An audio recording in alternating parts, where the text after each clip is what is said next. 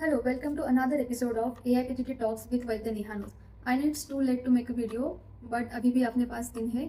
मुझे लास्ट के कुछ दिनों से बहुत सारे स्टूडेंट के मैसेजेस आ रहे हैं कि ये जो लास्ट के जो 30 दिन रहते हैं और लास्ट का जो मंथ रहता है AIPTT का, उसमें सिलेबस को कैसे कवर करें, एग्जाम कैसे अटेंड करें और PYQ कैसे सॉल्व करें, मॉक टेस्ट कैसे सॉल्व करें, ये वो। तो ये जो वीडियो रहेगा ये फ्रिक्वेंटली आज जो मेरे को क्वेश्चन है उसके ऊपर रहेगा, और जो स्टूडेंट के कॉमन जो मिस्टेक्स होते हैं इन लास्ट के को कुछ दिनों में, उसके बेसिस पे ये वीडियो मैंने 4 पार्ट्स में डिवाइड किया है।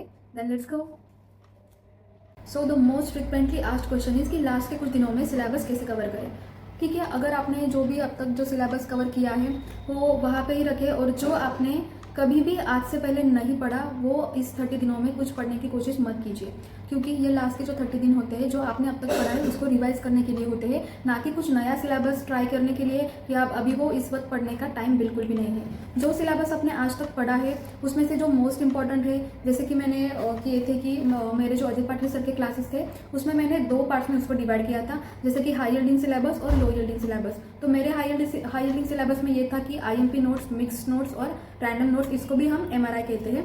और बाकी उसमें था कि चरक संहिता के जो इंपॉर्टेंट स्थान थे, जैसे कि चरक सूत्र स्थान, चरक चिकित्सा स्थान, चरक सिद्धि स्थान, चरक निदान स्थान और बाकी के जो स्थान है उसमें भी मैंने ऐसे किया था कि जो मोस्ट इंपॉर्टेंट अध्याय थे वो मैंने पहले पढ़े थे, और बाकी के जो जिसमें से ज़्यादा क्वेश्चन नहीं आते वो मैं बाद में पढ़ती थी।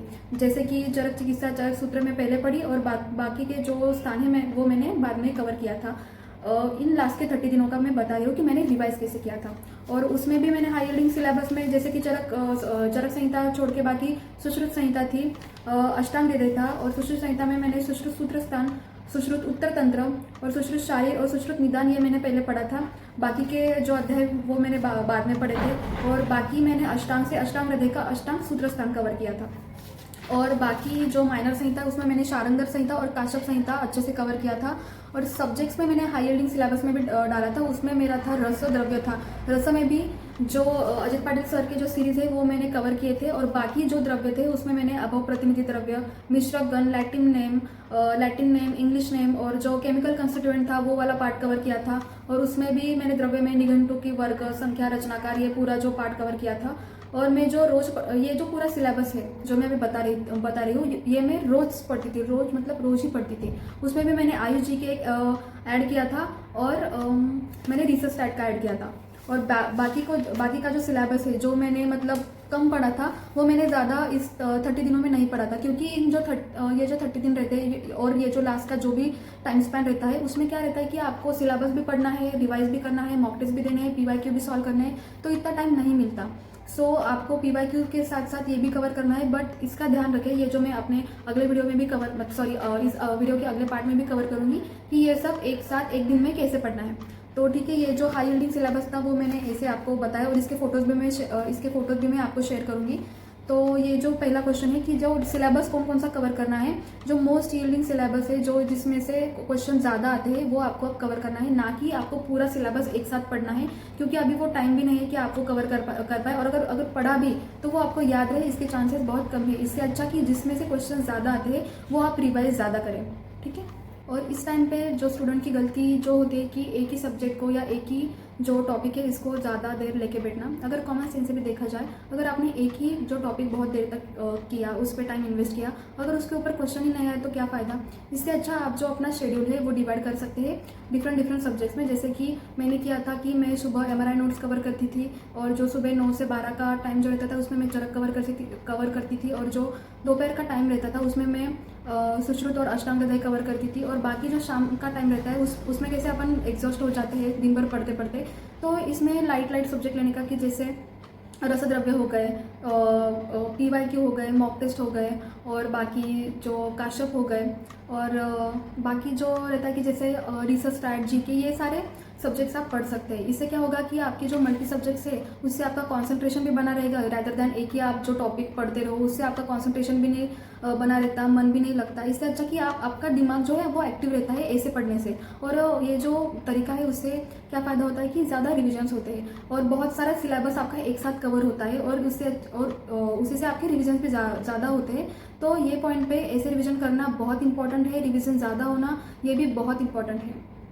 और ये जो लास्ट का टाइम रहता है उसमें आपको एक करना है कि मॉक टेस्ट जो होते हैं वो फ्रिक्वेंटली सॉल्व करने हैं, और या पीवाईक्यू भी आपको फ्रिक्वेंटली सॉल्व करने हैं। उससे क्या होता है कि आपके जो क्वेश्चंस रेगुलरली रॉन्ग होते जा रहे हैं और जो फ्रिक्वेंटली आस्क्ड क्वेश्चन है, जो टॉपिक्स इंपॉर्टेंट है एग्जाम के लिए, वो आपको पता चलते हैं। वो क्या करिए कि अलग से लिख के रखिए, उसको बार बार पढ़िए। ये करने से ये होता है कि आपको जो फाइनल एग्जाम के लिए आपका एक एक क्वेश्चन वहाँ पे जुड़ते जाता है और आपकी ऐसी ही रैंक अच्छी आती है, क्योंकि मॉक टेस्ट से ही आपको पता चलता है कि कौन सा सिलेबस इंपॉर्टेंट है। अभी लास्ट जो इस वो पूरा जो टाइम है इसमें आपको कौन कौन से जो टॉपिक है उसमें फोकस करना है रैदर दैन पूरा ही सिलेबस पढ़ने में, क्योंकि ये जो सारे छोटे टॉपिक है वो ही इकट्ठा करके आपको फाइनल एग्जाम में मदद होगी। इसलिए मॉक टेस्ट फ्रिक्वेंटली सॉल्व करना उतना ही इंपॉर्टेंट है जितना कि मॉक टेस्ट सॉल्व करके सिर्फ छोड़ देना। मॉक टेस्ट सॉल्व करने के बाद आपको उसको एनालाइज भी करना है, ये बहुत ज़्यादा इंपॉर्टेंट है। और लास्ट का जो पॉइंट है कि जो फाइनल एग्जाम में पेपर अटेम्प्ट कैसे करें, उसमें मेरे हिसाब से मुझे ऐसे लगता है कि जो फाइनल एग्जाम में आपके जो अटेम्प्ट रहने चाहिए कि जैसे 3 बार आपका जो पूरा पेपर है वो रिव्यू होना चाहिए।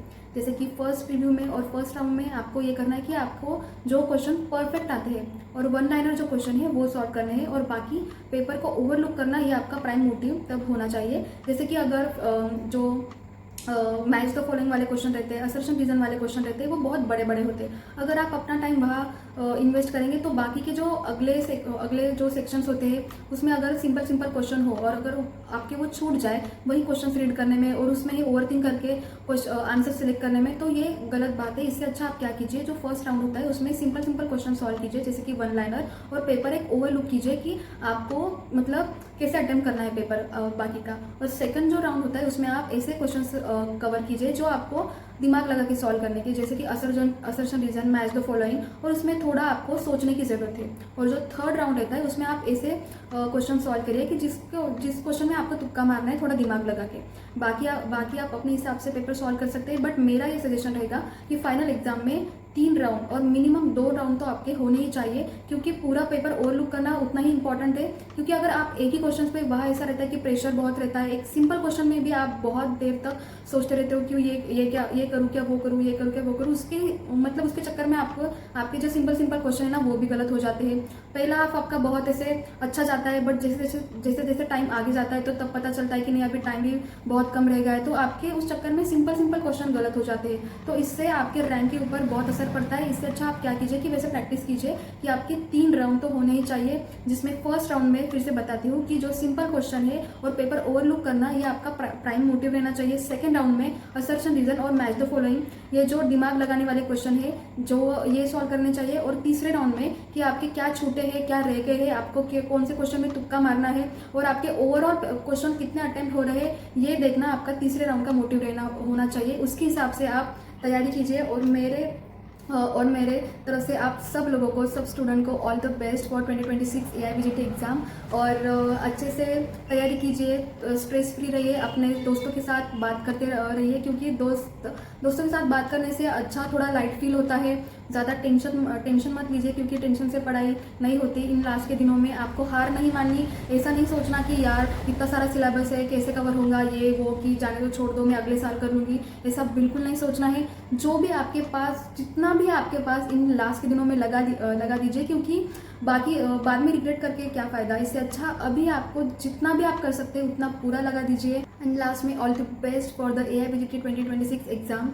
एंड सॉरी बिकॉज मैं इतने दिनों से वीडियो नहीं बना पाई, क्योंकि मेरा भी जो शेड्यूल है बहुत बिजी चल रहा था सिनॉप्सिस की वजह से। And thank you so much, and I am waiting for my juniors. Thank you.